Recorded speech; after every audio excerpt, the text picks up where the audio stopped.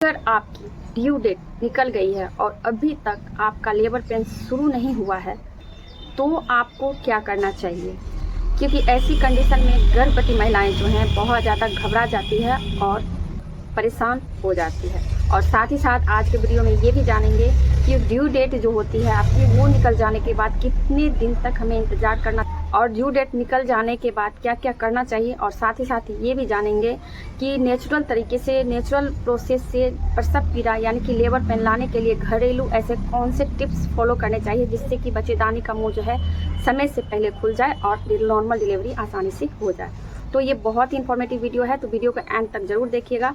तो फ्रेंड्स, मैं स्वाति सिस्टर आप सभी का स्वागत करती हूँ अपने चैनल मम्मी बेबी केयर में बहुत ही ज़्यादा इन्फॉर्मेटिव वीडियो के साथ।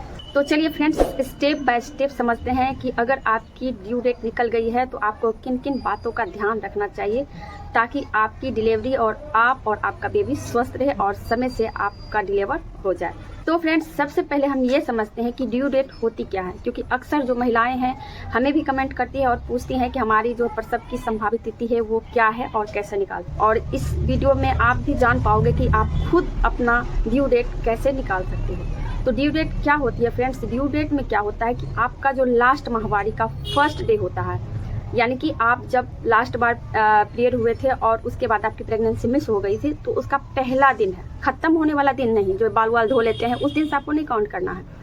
फर्स्ट डे मतलब पहला दिन स्टार्ट कब हुआ था उससे आपको 9 महीने यानी कि 9 मंथ को जोड़ना है और उसमें फिर 7 दिन यानी कि 7 डे को जोड़ देना है, यानी कि ऐड कर देना है। तो आपकी जो है ड्यू डेट निकल के आ जाती है, यानी कि आपकी प्रसव की संभावित तिथि आ जाती है।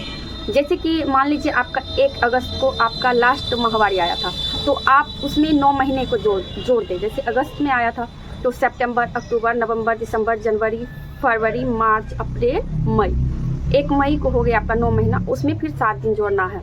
तो 2, 3, 4, 5, 6, 7, 8 मई को आपका EDD यानी कि आपकी प्रसव की संभावित तिथि है। इसी तरह से डॉक्टर या नर्स जो है, जैसे कि मैं भी आपका प्रसव का संभावित तिथि निकाल के देती हूँ।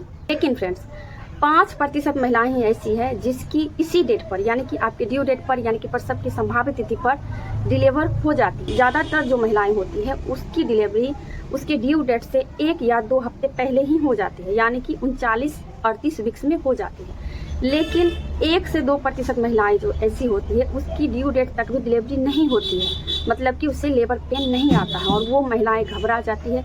लास्ट में जाकर C सेक्शन हो जाता है या फिर बच्चे के साथ कोई कॉम्प्लिकेशन हो जाते हैं। अब बात करते हैं कि ड्यू डेट निकल जाने के बाद कितना इंतजार कर सकते हैं, यानी कि कितने दिन तक आप इंतजार कर सकते हो अपने प्रसव पीड़ा यानी कि लेबर पेन का और नॉर्मल डिलीवरी के लिए।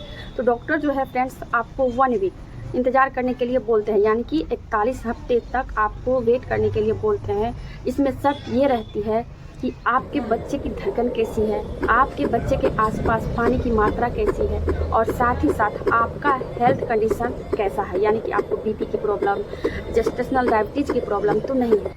तो डॉक्टर आपको 1 वीक वेट करने के लिए बोलते हैं और जैसे ही आपका 41वां हफ्ता ख़त्म होता है तब आपको तुरंत डॉक्टर के पास जाना चाहिए और हॉस्पिटल में एडमिट हो जाना चाहिए। उसके बाद डॉक्टर के सलाह अनुसार आपको काम करना चाहिए। अब सवाल ये आती है कि ड्यू डेट निकल जाने के बाद आपको किन किन बातों का ध्यान रखना चाहिए।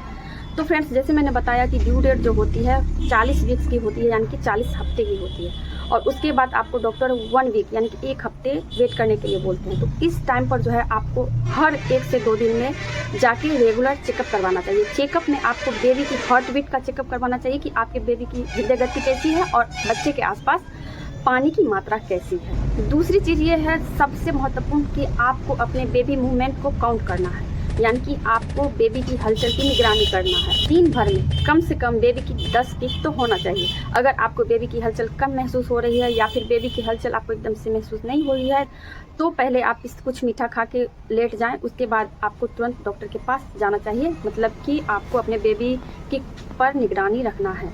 तीसरी चीज़ है कि आपको हाइड्रेशन का पूरा ध्यान रखना है, यानी कि आपको अपने बॉडी को हाइड्रेटेड रखना है। क्योंकि कई बार ऐसा देखा गया है कि अगर आप डिहाइड्रेट हो तो आपको लेबर पेन जो है सही समय पर नहीं आते हैं। क्योंकि अगर आपका बॉडी हाइड्रेशन रहता है तो आपको कॉन्ट्रैक्शन आते हैं, और कॉन्ट्रैक्शन आते हैं तो बच्चेदानी का मुंह खुलता है, और बच्चेदानी का मुंह खुलता है तो आपकी नॉर्मल डिलीवरी हो सकती है। तो इसलिए आपको अपने पानी का जो लेवल है उसको बनाए रखना है, और 8 से 10 गिलास पानी पीते रहना है, जिसके कारण आपके बच्चे के आसपास भी पानी की मात्रा कम नहीं होगी। चौथी चीज़ है, आपको वॉक करना है। वॉक भी आप सुबह शाम 30 से 45 मिनट की हल्की हल्की वॉक करें, और वॉक करते समय आप पानी का बोतल रखें और थोड़ी थोड़ी देर पर पीते रहें।